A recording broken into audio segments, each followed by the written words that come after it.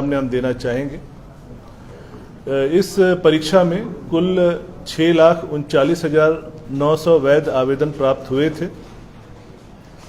दिनांक 21 और 22 को 3-3 पालियों में परीक्षा का आयोजन किया गया, जिसमें कुल उपस्थिति 3,04,769 रही। झारखंड के सभी 24 जिलों में कुल 823 परीक्षा केंद्रों पर ये परीक्षा आयोजित की गई। इन 823 परीक्षा केंद्रों में कुल 10,917 परीक्षा कक्ष थे, जहां पे परीक्षार्थी बैठे और एग्जाम दिए। उन परीक्षा कक्षों के लिए कुल 26,671 वीक्षक नियुक्त किए गए और जिला प्रशासन के द्वारा 824 स्टैटिक दंडाधिकारी, 857 परीक्षा ऑब्जर्वर और 415 गश्ती दल दंडाधिकारी प्रतिनियुक्त किए गए। प्रत्येक जिले में एक नोडल पदाधिकारी और बजगरी प्रभारी भी नियुक्त किए गए। पुरानी परीक्षाओं में जो समस्याएं आई थी उस सबको ध्यान में रखते हुए आयोग ने काफ़ी इस पर विचार किया, मंथन किया और एक एसओपी तैयार किया। ये एग्ज़ाम को कंडक्ट कराया गया।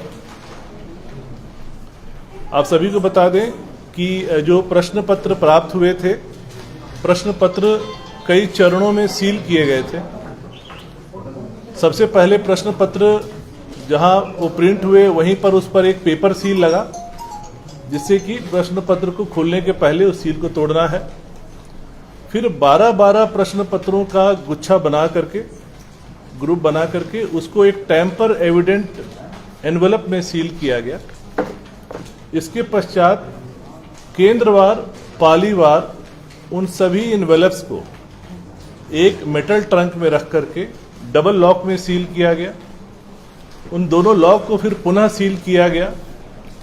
उसके पश्चात उसके ऊपर एक टेप से पुनः सीलिंग की गई और सभी ट्रंक की जो चाबियां हैं वो एक अलग अलग एनवेलप में सील करके एक अलग की ट्रंक में रखी गई, जिसकी नंबर लॉक बेस्ड की थी।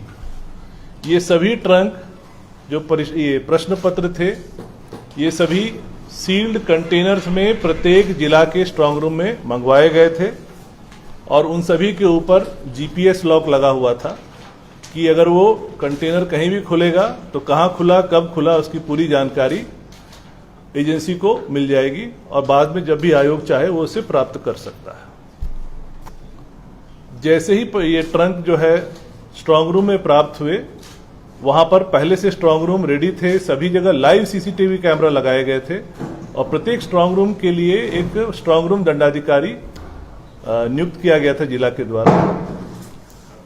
उस कंटेनर को मजिस्ट्रेट के सामने खोला गया और सारे ट्रंक्स को निकाल करके स्ट्रांग रूम में रखा गया।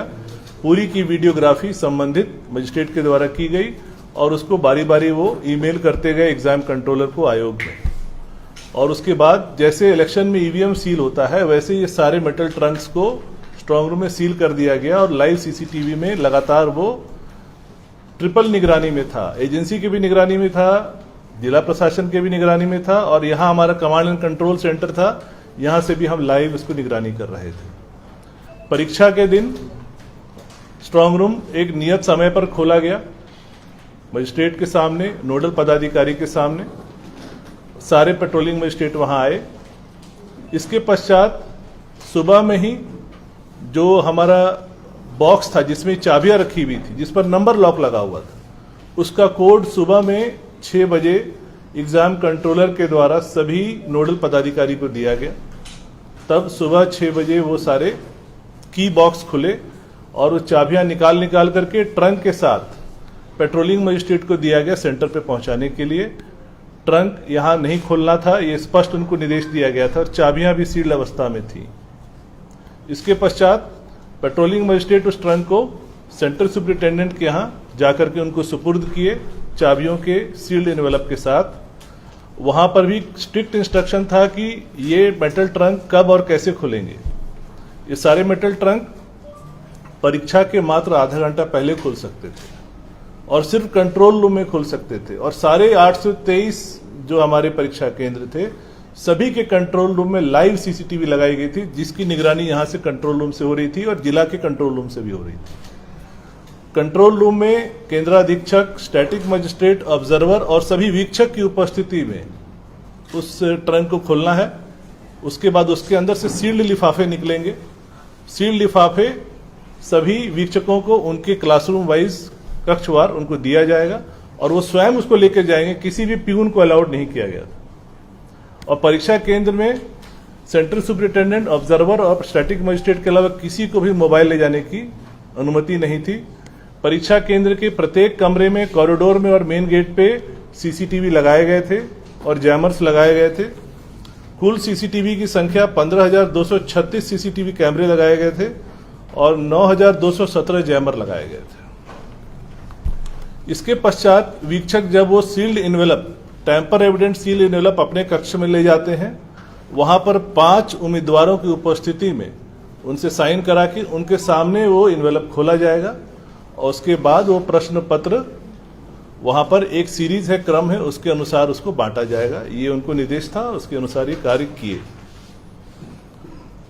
इसके पश्चात परीक्षा समाप्त होने के बाद उसको निर्देश दिया गया था कि वापस वो कंट्रोल रूम में लाएंगे। कंट्रोल रूम में पुनः वो इन्वेलप में सील होगा और वो पुनः फिर एक ट्रंक में वापस सील हो जाएगा और वो सील्ड ट्रंक की अवस्था में वो आयोग में कल और परसों प्राप्त कर लिया गया है। और वो सारे सील्ड ट्रंक जिसमें कि कैंडिडेट्स के अटेंडेंस शीट और ओएमआर जिसमें उन्होंने अपने उत्तर को भरा है, वो अब हमारे पास प्राप्त हो चुका है।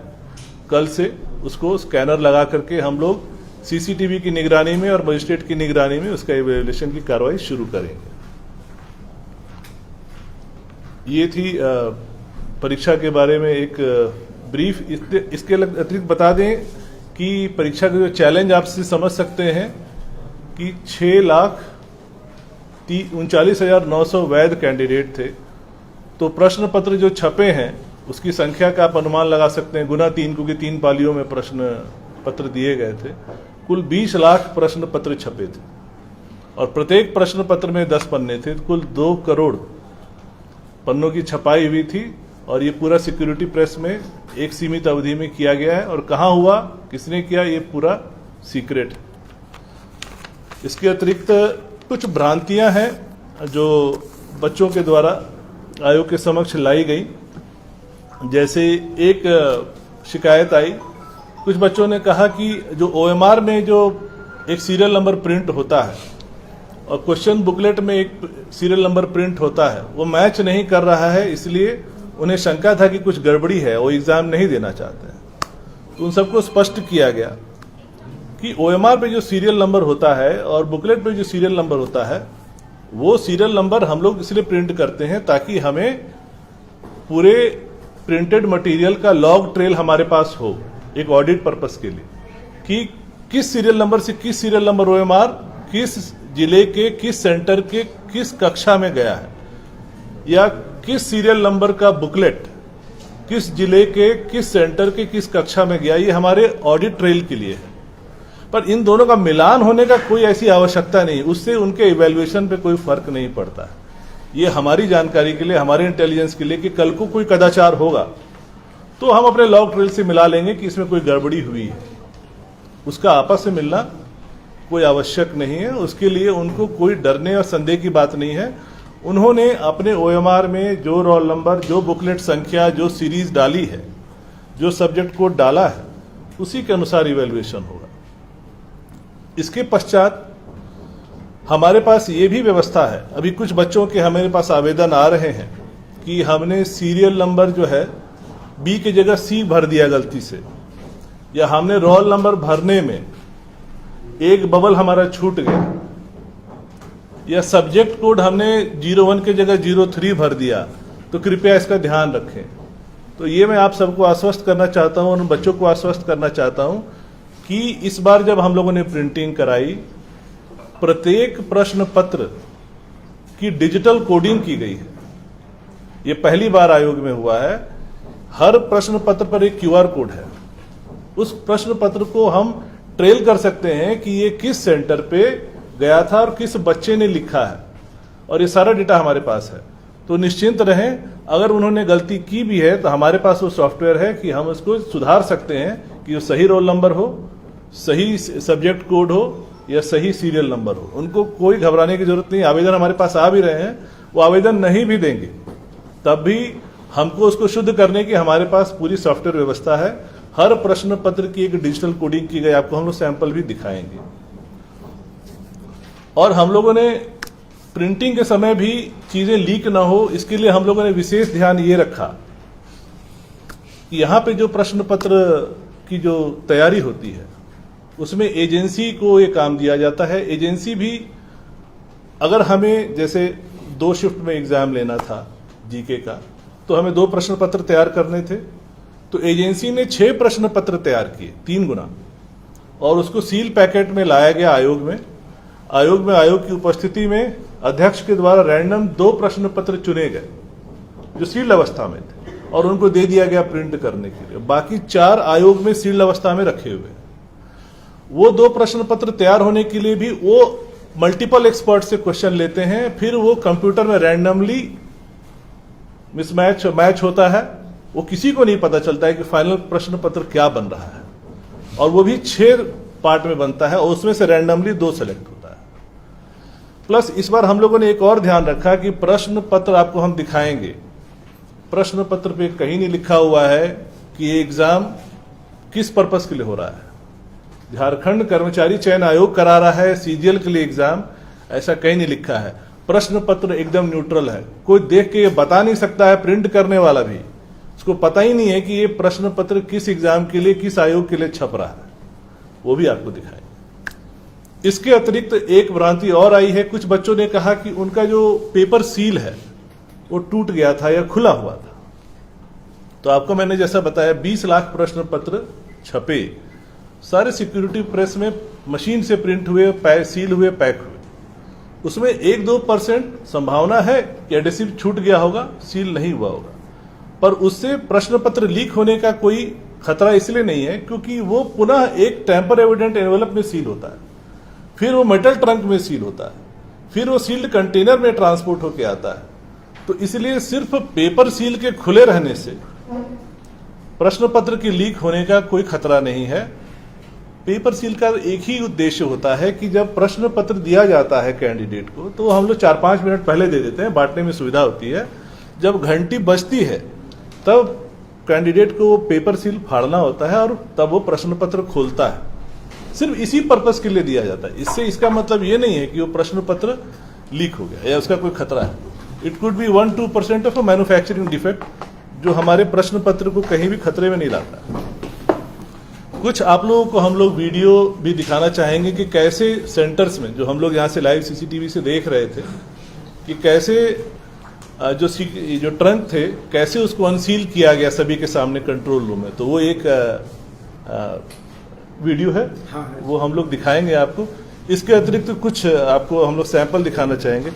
पहले एक हमको खुला वाला दिखाइए। ये अनयूज्ड मटेरियल है जो बच करके वापस आए हैं, उसमें से कुछ डेमोन्स्ट्रेशन के लिए। इस तरह के एनवेलप में सील था, एक सील्ड एनवेलप दिखाइए।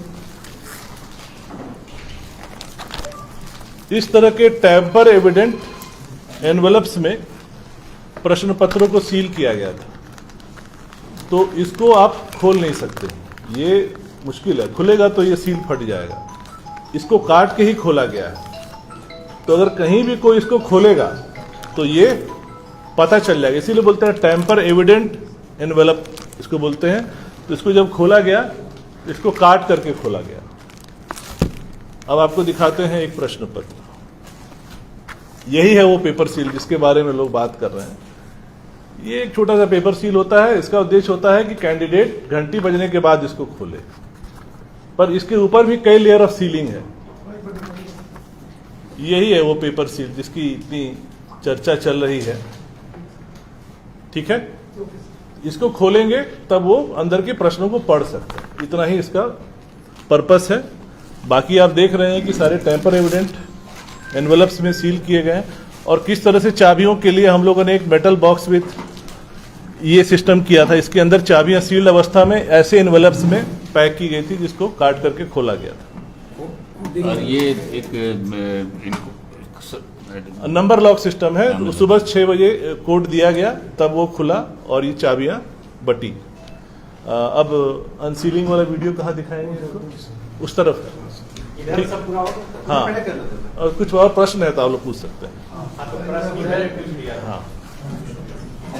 स्टूडेंट कह रहे हैं कि सेंट्रल जेएसएससी के 2 साल के क्वेश्चन है, इसमें से मैथ और रीजनिंग के ज्यादातर सवाल मिले, 20 में से 16 मिलेंगे। आपका जो आयोग का जो एक्सप्रेशन ऑफ इंटरेस्ट है उसमें है कि अगर किसी भी परीक्षा से प्रश्न पत्र मिल जाते हैं तो वो पेपर कैंसिल हो जाएगा, और आयोग ने फर्स्ट ऐसा किया नहीं। देखिए, पहली बात है कि आप भी परीक्षार्थी रहे हैं और हम भी परीक्षार्थी रहे हैं। हमेशा ये संभावना रहती है कि इस साल के प्रश्न पत्र में पिछले सालों के कई प्रश्न पत्र आएंगे। हमने 10th बोर्ड एग्जाम भी दिया है, जेई भी दिया है, यूपीएससी भी दिया है। क्योंकि क्वेश्चंस की संख्या सीमित है और कई एग्जाम्स होते हैं, तो लोग उन्हीं क्वेश्चनों को चलाते हैं। रैंडमली कभी भी रिपीट हो सकता है। और आपको जैसा मैंने बताया कि प्रश्न पत्र पूरी रैंडम व्यवस्था से किए गए। इत्तेफाक हो सकता है कुछ क्वेश्चन रिपीट हो गए हैं, पर इससे क्या लीक होने का प्रमाण मिलता है? मेरा प्रश्न आपसे ये है। नहीं, मेरा जवाब ये है, क्या ये सेटिंग का एक प्रावधान नहीं हो सकता? तो ये तो आशंका है। आशंका पर तो हमको प्रमाण दीजिएगा तो हम जांच करेंगे, लेकिन रैंडमली रिपीट होने की संभावना रहती है। 32 मिल जाना ये तो रैंडम है। अगर 21 तारीख का प्रश्न पत्र देखिए, वो भी रैंडमली सेलेक्ट किया गया, उसमें नहीं मिला। हमारे पास 4 प्रश्न पत्र सील अवस्था में और है, उनको देखेंगे, हो सकता है नहीं मिलेगा। तो रैंडमली सेलेक्ट किया गया है। कोई रिपीट हो सकता है, कोई रिपीट नहीं हो सकता। सर, जब हमने ग्राउंड रिपोर्टिंग करी तो स्टेशन पे जब बच्चे से हमने बात किया तो उसने कहा कि एग्जाम में दाखिल होने के ठीक पहले यानी 6:43 पे उसके पास मैसेज आता है और कहता है कि क्वेश्चन नंबर फलाना फलाना कि अगर आंसर ये होगा, 3 क्वेश्चन लगातार उसने एविडेंस में दिखाया कि अगर इस तरह के होंगे और अगर टैली होता है तो क्वेश्चन सेटिंग हो चुकी है, कुछ न कुछ भीतर से कुछ न कुछ। तो हमें प्रमाण दिया जाए, हम लोग जांच करने के लिए तैयार है। हमारे पास कोई प्रमाण लेकर के आएगा, निश्चित रूप से आयोग इसकी जांच करेगा। बापू वाटिका में प्रेस कॉन्फ्रेंस बुलाई गई थी, वहाँ पे सबूत उन लोगों ने रखे, उन छात्रों ने रखे। नहीं तो आयोग के समक्ष लाए ना, हम तो स्वागत करते हैं। कई छात्रों ने ये भी आरोप लगाया कि उनके बगल में जो छात्र बैठे थे वो आंसर शीट ब्लैंक बिल्कुल छोड़ के आए। तो उसका उपाय ये है कि अगर कोई ओएमआर ब्लैंक छोड़ रहा है तो उसका उपाय यही होगा कि जब यहाँ इवैल्यूएशन होगा तो कोई उसका व्यक्ति जो है जाकर के ओएमआर को ब्लैक कर देगा। ये हो सकता है। अभी तो पूरा सील्ड एनवेलप और ट्रंक में आया हुआ है, सब यहीं पे रखा हुआ है, सब सील्ड है। तो आपको ये बता दें कि जो हमारी स्कैनिंग होगी, स्कैनिंग के लिए सीसीटीवी कैमरे लगाए गए हैं। एजेंसी तो जो करेगी ही करेगी, हमारा एक एक मजिस्ट्रेट हर स्कैनर पे रहेगा और वो एक पर्टिकुलर कमरे में होगा जिसके बाहर हमारे सिक्योरिटी गार्ड ये चेक करेंगे कि कोई भी व्यक्ति मोबाइल या कलम या पेंसिल अंदर लेके नहीं जा रहा है। उसको रैदर हम लोग अलाउ करें कि वो टी शर्ट पहन के आएगा, कोई पॉकेट नहीं होना चाहिए उसके पास और बिल्कुल खाली हाथ अंदर जाएगा। तो जब ये होगा तो अगर किसी ने ओएमआर छोड़ा भी है उस उम्मीद पर कि शायद कहीं सेटिंग होगी तो उसका ओएमआर खाली ही रह जाएगा। क्वेश्चन पेपर अगर सील्ड नहीं रहता है तो अभ्यर्थी जो आरोप लगा रहे हैं उनका क्वेश्चन पेपर सील नहीं था, तो ये भी तो एक खतरा है पेपर लीक अगर हो। वही तो मैं आपको समझा रहे थे कि वो उसका सील होने का खतरा नहीं है, वो एक मैन्युफैक्चरिंग डिफेक्ट है। जब आप 20 लाख प्रश्न पत्र छाप रहे हैं तो 1-2% में हो सकता है कि एडेसिव ठीक से नहीं लगा हो, खुला रह गया हो, लेकिन उससे लीक होने का खतरा कैसे? वो तो हमारे सील्ड एनवेलप में है, सील्ड ट्रंक में है। इतनी सिक्योरिटी आप बता रहे हैं, उसके बाद भी इस तरह के आरोप आना, क्या सीजीएल के जो एग्जाम हुआ है उसके व्यवस्था पर भी सवाल खड़ा नहीं करता है? सर देखिए, आरोप लगाने वाले अगर कोई प्रमाण देंगे तो हम आरोप को गंभीरता से लेंगे, अगर प्रमाण नहीं देंगे तो हम समझेंगे कि षड्यंत्र है। तो इशू ये है कि क्लैरिटी हमको प्रमाण के साथ आइए, बिल्कुल हम लोग जांच के लिए तैयार। अगर होगा गलत तो आयोग ही सबसे पहले उसको रद्द करेगा, पहले भी आयोग नहीं रद्द किया है। यही तो सवाल जो बच्चे उठा रहे हैं कि ओएमआर शीट खाली रह गया, सील टूटा हुआ मिला। ओएमआर शीट खाली रह गया, उसका जवाब हमने आपको दे दिया। सील टूटा हुआ, उसका भी आपको हमने जवाब दे दिया। आप संतुष्ट हुए जवाब से? प्रशांत जी, 28 जनवरी को ये परीक्षा हुई थी, 28 जनवरी को उसी तरह के एलिगेशन लगे, आयोग ने तुरंत संज्ञान लिया, तुरंत आप लोगों ने डिसीजन लिया, तुरंत एफआईआर हुआ, फिर आप लोगों ने पूरे एग्जामिनेशन को रद्द करने की दिशा में बिल्कुल उसका प्रमाण मिले हमें। उसी डायरेक्शन में बढ़ने के फिर कुछ गुंजाइश बनती हुई नजर अभी तक तो हमारे पास ऐसे कोई पुख्ता प्रमाण नहीं मिले हैं, कोई सामने नहीं आया है जिसके आधार पर हम ये निर्णय ले सकते। सर, भविष्य में जैसे छात्र लेकर के आते हैं प्रमाण, क्योंकि जिस तरह से कल उन्होंने सबूत प्रस्तुत किए थे, दिखा रहे थे वो मीडिया को प्रेस कॉन्फ्रेंस में अपने, अगर वो आते हैं तो उसका स्वागत, उनका स्वागत बिल्कुल उनका स्वागत है और हम लोग एकदम जांच करेंगे। हम लोग देखिए, आयोग का ध्येय क्या है कि जो बच्चा मेरिटोरियस है, जो मेहनत किया है, उसको उसका फल मिलना चाहिए। और इसीलिए हम लोगों ने पूरी कोशिश की है, इतना मेहनत किया, कम से कम समय में एग्जाम एजेंसी को प्रश्न पत्र देने और एग्जाम कंडक्ट कराने में भी हम लोगों ने कम से कम अवधि रखी, ताकि संभावनाओं को भी कितना हद तक हम कम कर सके। हर तरफ से हम लोगों ने कोशिश किया कि कहीं लीक ना हो, लेकिन इसके बावजूद भी अगर कोई लीक का प्रमाण लेके आता है और जांच में वो सही पाया जाता है तो निश्चित रूप से हम लोग अग्रतर कार्रवाई करेंगे उस पर। अच्छा, परीक्षा के दौरान इंटरनेट सेवा बाधित रही, आसानी हुआ परीक्षा लेने में आप लोगों को, कुछ फायदा आप लोगों को नजर आया? देखिए, इंटरनेट के विषय जो है अभी चूंकि हाईकोर्ट में सब जुडिस है, तो इस पर मेरा कोई भी कमेंट करना अभी उचित नहीं होगा। लेकिन आपको ये जरूर बता दें कि हाल ही में 15 सितंबर को आसाम में भी तृतीय वर्ग की परीक्षा हुई थी और वहां आसाम गवर्नमेंट ने भी मोबाइल इंटरनेट बंद किया और उनको इसका फायदा मिला। इसीलिए हम लोगों ने ये प्रयास किया है। इसके आगे हम कुछ नहीं बोलेंगे क्योंकि मामला सब जुडिस है। कथित तौर पर पेपर लीक की बात है, तब तक क्या इवैल्यूएशन को होल्ड में रखेंगे या आपका प्रोसेस कंटिन्यू करेगा? देखिए, कथित तौर पे नहीं, अगर हमारे पास कोई पुख्ता सबूत लेके आएगा और जांच में हमें लगेगा कि प्राइमा फेसी कोई इशू है, तब निश्चित रूप से हम होल्ड पे रखेंगे। लेकिन आशंकाओं, अनुमान के आधार पर कोई निर्णय नहीं हो सकता है। स्टूडेंट सर, किस एजेंसी के द्वारा एग्जाम जो करवाए जा रहे हैं, किस एजेंसी के द्वारा करवाए? ये गोपनीय है, इसको नहीं बताया। उसी एजेंसी से हो रहा है?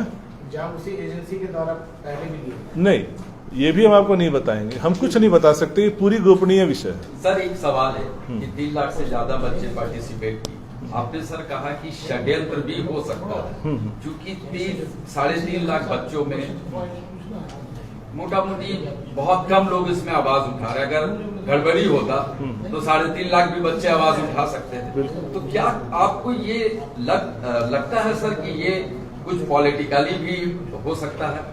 देखिए, मेरा इस पर कुछ कमेंट करना उचित नहीं रहेगा, बाकी आप समझदार हैं जी। मेरा हम आयोग का ही पक्ष है। 2016 के बाद सर ये परीक्षा 8 वर्षों से प्रयास हो रहा था और हम लोगों ने इस बार पूरा प्रयास किया कि इस बार हम लोग सफल हो जाए, और अभी तक तो उम्मीद है कि हम लोग सफलता की ओर बढ़ रहे हैं। एक और प्रश्न है सर, एक सवाल भी है। पेपर लीक से हटकर ये सवाल है। हाँ। जो पेपर 3 है जीएस का पेपर, उसमें ऐसा स्टूडेंटों का आरोप है जिन्होंने परीक्षा लिखा, वे कह रहे हैं कि जो सेंट्रल सीजीएल का जो मैथमेटिक्स का पूरा पोर्शन है वो सेंट्रल सीजीएल का पूरा पूछा गया। नहीं, हमने जवाब दे दिया। देखिए, आप भी परीक्षार्थी रहे, हम भी परीक्षार्थी रहे। जब हम आईटी की तैयारी करते थे, हम आईटी क्लियर भी किया, टफनेस पे सवाल था। तो हम 10 साल के पिछले क्वेश्चन पेपर्स को क्यों बनाते थे? ताकि कुछ उसमें से लड़ेगा। ये तो होता ही है, सवाल तो एक सीमा है ना, इन्फिनिट नहीं है, डेफिनेट नंबर ऑफ क्वेश्चंस हैं, लेकिन और इतने एग्जाम्स हो रहे हैं। वो तो जेएसएससी सीजीएल के सिलेबस और जो पुराने सवाल है उसके आधार पर तैयारी कर रहे हैं। हाँ। स्टूडेंटों का ये कहना है कि सेंट्रल सीजीएल के 2 क्वेश्चन कर दिया गया, इसका मतलब ये टफनेस। तृतीय वर्ग के जो परीक्षाएं होती हैं सभी राज्यों में होती हैं और सेंट्रल गवर्नमेंट की भी होती हैं। प्रत्येक वर्ष ऐसी करीब 30-35 परीक्षाएं होती हैं। तो आप समझ सकते हैं कि इस देश में कितनी परीक्षाएं हो रही हैं। तो कहीं भी रिपीट होने की संभावना हमेशा रहती है। इत्तेफाक है, हम मान रहे हैं। लेकिन सीरियल बाय सीरियल भी हुआ है। वो तो रैंडम कंप्यूटर सेलेक्ट करता है, कुछ कॉमन भी हो सकता है। 21 तारीख को तो नहीं हुआ, 22 तारीख को हुआ, और भी हमारे पास 4 सील्ड है। अगर जरूरत पड़ेगा तो हम इसको खोल के चेक कर लेंगे कि उसमें भी रिपीट है कि परीक्षा नहीं। हुई थी सीजीएल वाला, उसमें हाँ। क्या आयोग के किसी कर्मचारी पर भी कोई डाउट है आपको? उस रैकेट में हो सकता है शामिल रहा हो? देखिए, उस पर तो एफआईआर दर्ज है, एसआईटी गठित है, एसआईटी जांच कर रही है, उस पर मेरा कुछ भी अभी बोलना उचित नहीं रहेगा। एसआईटी के अभी अनुसंधान के अंतर्गत है। एसआईटी जब न्यायालय में जाएगी, चार्जशीट दाखिल करेगी, आप सभी के सामने होगा। लेकिन सर, झारखंड में ऐसा क्यों होता है कि कोई भी एग्जाम हो फेयर नहीं दिखता है, सवाल उठ ही जाता है? यही तो, इसीलिए तो हम लोगों ने इतनी मेहनत की ताकि इस परसेप्शन को बदल सके। बाकी एग्जाम लीक तो नीट का भी हुआ, यूपी में 2 पुलिस सर्विस के एग्जाम हाल ही में दोनों में लीक हुआ। इतनी बड़ी चैलेंज हो गया, इतना बड़ा समस्या है कि आसाम गवर्नमेंट ने हाल ही में 15 सितंबर को जो एग्जाम लिया उसमें उन्होंने मोबाइल इंटरनेट तक बंद किया। उसी से हम लोग को भी प्रेरणा मिली। आंसर की हमको लगता है जल्दी जारी हो जाएगा। हमको लगता है 1 से 2 दिन, कितना टाइम लगेगा एग्जाम कंट्रोलर बताएंगे। कल तक आपको आंसर की जारी हो जाए। सांसद आपकी निष्ठा पर कोई सवाल नहीं, लेकिन एक मीडिया से इतनी दूरी आयोग की क्यों रखी है? हम लोग तरस जाते हैं आपसे इतिहास में पहली बार उसके मेंबर से मिलने के लिए। क्या आप पर पूरा विश्वास है? क्या ये दूरी खत्म करेंगे? बिल्कुल दूरी खत्म हो रही है। आज तो हम लोग बैठे हैं सामने। लेकिन काफी समय के बाद ये दूरी खत्म हुई है। हमारे पास सवाल ये रहता है। सीजीएल लेवल का एग्जाम भी तो इतने समय बाद हुआ है, 8 साल बाद। नहीं मतलब एक अटेम्प्ट हम लोग ले चुके, उस समय सफल नहीं हो पाए। अब इस समय हम लोग कोशिश कर रहे हैं। जारी हो जाएगा क्या? देखिए इस पर हम कैसे कर सकते, चुनाव कब होगा ये मुझे नहीं पता। हम अपना प्रयास कर रहे हैं। लेकिन आपको ये बता दें कि मेरी सारी तैयारी हो चुकी है स्कैनिंग करने के लिए। पहले ये जो सीक्रेट मटेरियल होता था कैसे आता था आपको बता दें। पहले वो डिस्ट्रिक्ट स्ट्रांग रूम में जाता था, फिर वो रांची के स्ट्रांग रूम में जाता था, वहाँ पड़ा रहता था, फिर वो एजेंसी ले जाती थी, फिर स्कैन करती थी। हम लोग हर कदम पे एसओपी में ध्यान रखे हैं कि कहीं से भी कोई गुंजाइश नहीं छोड़े, क्योंकि हमारा जो वीकेस्ट लिंक होगा वो जो माफिया है वहीं अटैक करेगा। इसलिए कहीं कोई वीक लिंक हम लोग नहीं छोड़ रहे हैं। सारे प्रश्न जो OMR शीट है वो सारे सील्ड अवस्था में लाए गए हैं ट्रंक में, और ये ऊपर अभी हमारे इसी कार्यालय के ऊपर तीसरे तल पे रखे हुए हैं। और परसों से उसकी स्कैनिंग हम लोग शुरू करेंगे, और स्कैनिंग भी हम लोग लिमिटेड टाइम के लिए कर रहे हैं। ये नहीं कि दिन रात हो रहा है अंधाधुंध, एकदम टाइम सेट करके मजिस्ट्रेट लगा के सीसीटीवी कैमरा की निगरानी में, ताकि एक भी OMR पे कोई गड़बड़ी होने की संभावना नहीं हो। सर आपको सीजीएल परीक्षा की बधाई, लेकिन कई अन्य विभागों ने वैकेंसी भेज रखा है, क्यों चुपचाप हैं आप? नगर पालिका और का सर भी रिजल्ट नगर पालिका वालों को हाथ में नजर आ रहा है। नगर पालिका सर 11 महीने बीत गए हैं, रिजल्ट जारी नहीं किया। अच्छा, ये नगर पालिका के ये दिया आ रहे हैं एक एक करके। आपने बहुत अच्छा प्रश्न किया। अब ये बताइए कि पिछले हाल के दिनों में लगातार हम लोग अनुशंसाएं भेज रहे हैं और नियुक्ति पत्र वितरण कार्यक्रम चल रहा है कि नहीं चल रहा है? इतनी गति से पहले चला है? आप ही बताइए, आप लोग ज्यादा बेहतर जानते हैं, हम तो नए हैं, आप लोग तो यहाँ पुराने हैं। तो सर इतनी स्पीड थी। तो जेई का अभी हम लोगों ने बहाली किया, शिक्षक का बहाली किया, पीजीटी का बहाली हुआ, इसके अलावा लैब असिस्टेंट का भी हम लोग भेज दिए हैं, और इंडस्ट्रियल का ITI का हम लोग आज भेज रहे हैं। और इसके अतिरिक्त फिर हमको लगता है 27 तारीख ये MBI का हम लोगों ने कर दिया। इंडस्ट्रियल का जल्दी ही, इंडस्ट्रियल का तो आज ही भेज देंगे। और जो म्युनिसिपल वाला बस वही एक बचा, बाकी तो सारा बैकलॉग हम लोगों ने क्लियर कर दिया। हाल ही तो सर बोल रहा है कि सारे एग्जाम विवादों में क्यों चला जाता है, कहीं कोर्ट में फंस जाता है तो सर कहीं रिजल्ट हम तो प्रयास कर सकते हैं, विवाद में क्यों जाता है वो मेरे नियंत्रण में नहीं है। हम लोग सर अभी कुछ स्टूडेंट और टीचर के डेलीगेशन गवर्नर से मिले हैं, 5 पॉइंट दिए हैं, आप प्रमाण की बात कर रहे हैं।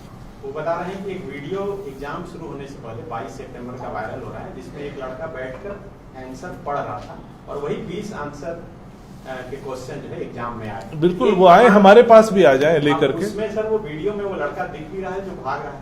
दूसरा प्रमाण ये कि एक और सेंटर पर एक स्टूडेंट बैठ के फोन से नोट कर रहा था, उसे फोन से कोई बता रहा था, जो लड़का सुना वो भी सामने है, तो ऐसे में पूछताछ हो सकती है। एक और पॉइंट है इसमें, ये हजारीबाग का एक सेंटर है, जांच करेंगे। हर सेंटर पे हमारे मजिस्ट्रेट थे, सेंटर सुपरिटेंडेंट थे, CCTV है, जांच हो जाएगी। क्योंकि हम लोगों ने इतने ऑडिट ट्रेल्स बना के रखे हैं कि कहीं कोई गड़बड़ी करेगा तो पकड़ में आ जाएगा। क्योंकि जो बच्चा आप बता रहे हैं कि अगर चोरी कर रहा है, उसके आंसर शीट को देखने से ही पता चल रहा है। देखिए ट्रेंड एनालिसिस से हम पता लगा लेंगे कि वो चोरी किया है या ईमानदारी से किया है ना। अगर चोरी किया होगा तो उसका एक एक सारा आंसर मिल रहा होगा, अगर वो ईमानदारी से किया होगा तो उसमें रैंडमनेस दिखेगा। वो तो ट्रेंड एनालिसिस करके हम निकाल लेंगे। आप हमको एग्जैक्ट उस बच्चे का जिस पर आरोप है उसका रोल नंबर दीजिए, हम लोग जांच कर लेंगे। सर अभी तक किसी भी अभ्यर्थी का कंप्लेन यहाँ पर नहीं आया है। अभी तक हमारे पास जो भी माहौल बनाया जा रहा है, राज्यपाल से भी मिल रहे हैं अभ्यर्थी, लेकिन आयोग के समक्ष नहीं आई। बिल्कुल, अभी तक सवाल है कि आप प्रेस कॉन्फ्रेंस बुला रहे हैं, हाँ। लेकिन अभी तक जो अभ्यर्थी इतने बड़े मात्रा में, वो भी हिम्मत नहीं कर पा रहे यहाँ तक आने की, इतने सबूत के साथ आ जाए। जी ठीक है। अभ्यर्थी तो हमारे यहाँ आते रहते हैं, जैसे आज भी नगर पालिका सेवा वाले बच्चे आए थे कि हमारा एग्जाम जल्दी रिजल्ट निकाल दीजिए। तो हम लोगों ने आश्वस्त किए हैं कि एकदम एडवांस चरण में है, जल्दी ही अब उनका भी रिजल्ट निकलेगा। क्योंकि हमारे पास मानव संसाधन सीमित है, इतने सारे एग्जाम्स है, तो एक एक करके ही हम उसको निकाल सकते हैं। उनको भी आश्वस्त किया गया है कि उनका भी निकलेगा। इसके अलावा हम तो हमारे संसाधन सीमित हैं, इतने सारे एग्जाम्स हैं, एक एक करके ही निकलेगा। सर पिछले दिनों टीचर्स का जो रिजल्ट निकाला गया था शिक्षकों का, उसमें से एक अभ्यर्थी ऐसे थे जिन्हें मुख्यमंत्री के हाथ में नियुक्ति पत्र सौंपा गया, तो दिव्यांग थे, और फिर बताया गया कि टंकन मिस्टेक से उनका रिजल्ट पब्लिश हो गया। क्या ऐसा मतलब ह्यूमन एरर पॉसिबल है? पॉसिबल तो है, लेकिन इसका हमको एग्जैक्ट जानकारी नहीं है। लेकिन देखिए, एरर, ह्यूमन एरर तो पॉसिबल है, तो आप भी समझ रहे हैं, हम भी समझ रहे हैं। लेकिन सीएम के हाथ से अगर आप किसी को फर्स्ट अपॉइंटमेंट दिलवा रहे हैं, तो अपॉइंटमेंट लेटर बनेगा तो किसी का भी अपॉइंटमेंट लेटर जो है माननीय मुख्यमंत्री के ये कर कमलों से वितरण हो रहा है। एक जो सवाल है, आयोग में जो मैन पावर है, खुद आप सेटिस्फाइड है और हैंड होनी चाहिए आपको? देखिए, इधर हाल में हम लोग को ठीक ठाक मैन पावर मिला है, मानना पड़ेगा। हम लोगों ने अनुरोध किया है और सरकार ने हम लोगों को इधर हाल ही में, हमको लगता है करीब 15-20 के आसपास काफ़ी हम लोग को मैन पावर मिला है। लेकिन देखिए, नया मैन पावर को सीखने में टाइम लगता है। आप समझ सकते हैं, ये बहुत टेक्निकल वर्क है। ये जो सामान्य सचिवालय में जब आप काम करते हैं तो इस काम से एकदम फाइल वर्क होता है। यहाँ तो टेक्निकल वर्क हमें ये देखना है कि जो चोरी करने वाला है, जो माफिया है, उससे कैसे हमें लोहा लेना है, ताकि उसको हम कोई वीक लिंक नहीं दें जहाँ से कि वो इस एग्जाम पर हावी हो सके, क्योंकि स्टेक्स आर वेरी हाई। अब तो यूट्यूब में देखते ही होंगे, लोग तो चलाते हैं कि इतना रेट चल रहा है, इसका इतना रेट चल रहा है, उसका आप समझ सकते हैं मतलब कितना हाई स्टेक्स है इस एग्जाम में। कौन सा स्केल से कौन सा स्केल तक मतलब एग्जाम लेती है, या किस कैटेगरी से किस कैटेगरी तक एग्जाम लेना है? हम लोग तृतीय वर्ग और चतुर्थ वर्ग का एग्जाम यहाँ से होता है, और क्लास 2 का एग्जाम जो है जेपीएससी लेती है। सर 2016 का जो मेरिट लिस्ट आप लोगों ने निकाला है, इसमें दिया हुआ है डायरेक्ट रिक्रूटमेंट, तो वो लोग का रिक्रूटमेंट किया जाएगा? ये तो स्पेसिफिक है, आपको अलग से सेक्रेटरी साहब पूरा डिटेल दे देंगे। हमको लगता है वीडियो